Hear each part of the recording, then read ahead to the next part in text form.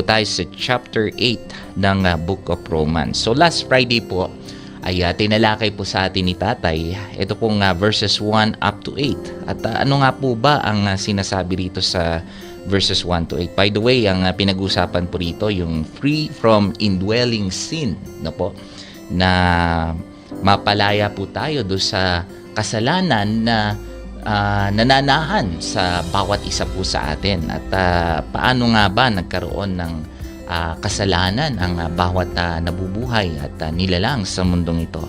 Ito po ay dahil po sa pagkakasala. Alam po natin ng ating mga unang magulang na si Adam and Eve, no, na sila ay nagkasala, ay nandoon na dito po nakapasok ang kasalanan. Ngunit nagpapasalamat po tayo, no, sa ating Amang Diyos na nung kanyang ibinigay ang kanyang bugtong na anak na walang iba kundi ang ating Panginoong Yeshua, ay nandito po na nagtamo po ng kaligtasan ang bawat isa. Kaya ito po ngayon, no, yung ating pag-uusapan dito, yung mapalaya po tayo mula po doon sa kasalanan na nananahan po sa bawat isa sa atin.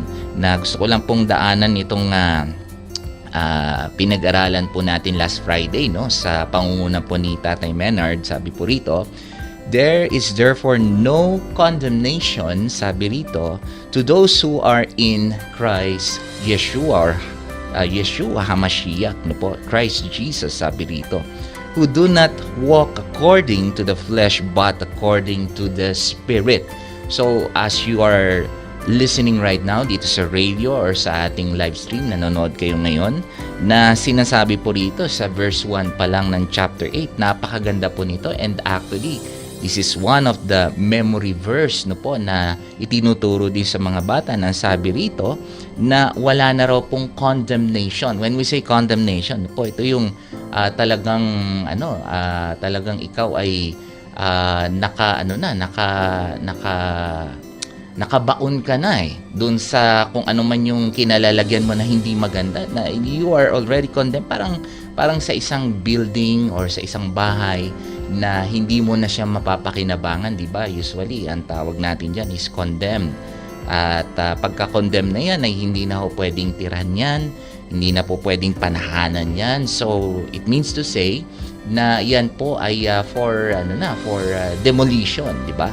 I-demolition na po yan. So sa atin naman po, ano po itong bagay na ito na sinasabi rito ni Apostle Paul, na there is therefore now no condemnation. Ibig sabihin, wala na po yung condemnation, yung magbabaon po sa atin upang hindi po tayo makasunod sa kalooban ng ating Amang Diyos sa langit, di po ba? And at the same time, we know na pagka tayo po ay napalaya sa kasalanan, ay nandun po na na tayo po ay makakalapit na ngayon sa ating Ama, makakatawag na po tayo sa Kanya ng Ama, makakahingi po tayo ng tawad sa ating Ama. But before, dito po sa Old Testament times, we know na napakahirap po ng buhay ng mga nabubuhay during the Old Testament times bago po dumating ang ating Panginoong Jesus, no po, na kung saan ay nandito po na ang mga Israelita, they're given a instruction para sila po ay mapatawad sa kanilang mga kasalanan sa pamamagitan ng alin? Sa pamamagitan po ng mga offering, no, na sinusunog, at hindi lang po basta kinakatay ang mga hayop at sinusunog, kundi pinipili po yung pinakamainam, yung pinakamaganda. Kaya dito po sa part na ito at hanggang dito po sa verse 7, no, medyo shortcut na lang po natin.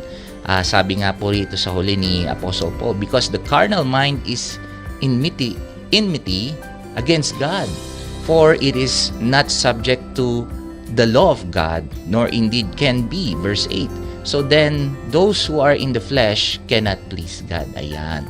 Kaya yung nabubuhay pa raw po sa laman o sabihin natin sa kasalanan, ay nandun po na hindi po siya pwedeng maging kabahagi sa sa anumang plano ng Diyos o sa pamilya ng Diyos, dahil alam po natin ang ating Diyos na po, ang Diyos ng Biblia, He is a holy God.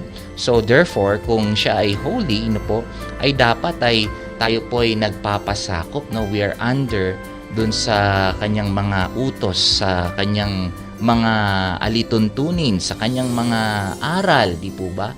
Sapagkat siya ay banal na Diyos at ang lahat ng mga nasasakupan ng ating banal na Diyos, dapat tayo rin po ay maging kagaya po ng ating Diyos na buhay, ng ating Diyos na banal, no po. At paano po natin gagawin ng lahat ng yan? Siyempre, kung tayo po ay isusuko natin ang ating buhay sa Kanya, ay nandun po na magkakaroon po tayo ng kalakasan na tayo po ay makasunod sa mga utos ng ating Panginoon. Now, ito po tayo ngayon. Dito na po tayo sa verse 9 up to verse 11 po tayo. Ito po yung ating pag-aaralan ngayon. Na ang sabi po dito sa verse 9, "But you are not in the flesh," sabi ni Apostle Paul, "but in the Spirit," sabi niya. "If indeed the Spirit of God dwells in you." Ayan. So dito, ang ibig po sabihin ni Apostle Paul dito na ang lahat ng sino mang nakipag-isa, kanino po? Sa bugtong na anak ng Diyos na walang iba kundi ang ating Panginoong Yesus, no po. Siya po ngayon ay hindi na po siya nabubuhay sa laman. Hindi na po siya nabubuhay sa pagkakasala. Ano na po ngayon ang mangyayari po sa kanya? Mangyayari na po sa kanya ngayon ay ito na po, no? Ang mangyayari na po sa kanya ngayon ay nandoon na po na siya na po ay magpapasakop na po sa sa kalooban at direksyon ng ating Panginoon. Sapagkat kung hindi po mangyayari ito, ay na po ang magiging kahinatnan o kalalabasan ng buhay ng isang tao kung siya po ay wala sa ating Panginoon. Di po ba? Kaya nga dito ay sabi niya, "If indeed the Spirit of God dwells in you." Pero pag ang nagde-dwell pa po ay yung kasalanan, yung flesh, ay nandoon na wala po siyang kaisipan na siya po ay susunod sa kalooban at direksyon ng ating Panginoon. Kaya nga po dito sa part na ito ay ito po ay nagpapaalala sa bawat isa sa atin, lalo na kung ikaw ay isang mananampalataya na dapat ay hindi ka na nabubuhay sa pagkakasala, kundi ikaw ay nabubuhay na sa ilalim ng espiritu ng ating Panginoon, no, ng ating Panginoong Kristo. Sapagkat kung tayo po ay nabubuhay na po sa ilalim ng espiritu ng ating Panginoong Kristo, then ay nandoon na po na hindi na po nasusunod yung ating kahinaan, yung ating flesh, but ito na ngayon, ang susundan na po natin ay yung kalooban at direksyon ng ating Panginoon. At paano po ito magiging posible? Paano po ito mapapangyari? Sa pamamagitan po ng ating patuloy na pagpapasakop at pagsunod sa mga salitang ito ng ating Panginoon. Sino po ba makakapagsabi sa atin ngayong umagang ito o ngayong araw na ito na tayo po ay nakapagbasa na ng salita ng Panginoon? Sino po ba makakapagsabi sa atin ngayon na tayo ay nanalangin na sa Panginoon bago po natin ginawa ang ating mga ginagawa sa oras na ito? Di po ba? O bago pa natin umpisa ng programang ito, sino na nakapagsabi sa atin na inunan niya ang ating Panginoon higit sa lahat bago yung mga bagay na ginagawa mo ngayon? Di po ba? Kaya yan yung mga bagay na makikita natin na hindi na talaga nagre-reside yung kahinaan, yung laman, yung kasalanan sa atin, but talagang masasabi natin na pag lagi nating inuuna ang Panginoon sa ating buhay, sa lahat ng bagay, ay nandoon na siya na po ang nagde-dwell po sa atin. Yung kanyang spirito po ang nagde-dwell po sa atin. It's not the other way around. Kasi ito ay ginagamit din ng mga kulto. Ito pong verse 9 na ito. Sa paanong paraan, Brother Jeff?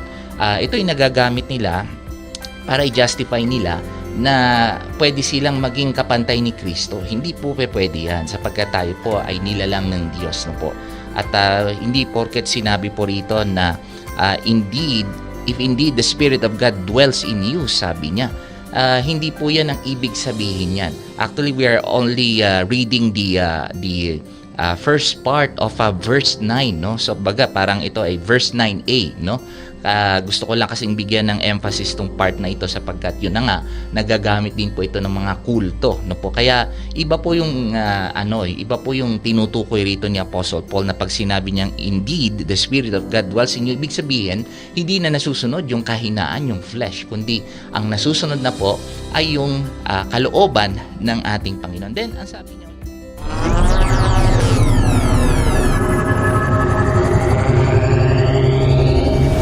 For more video contents and uploads, subscribe now to our YouTube channel. Thank you so much.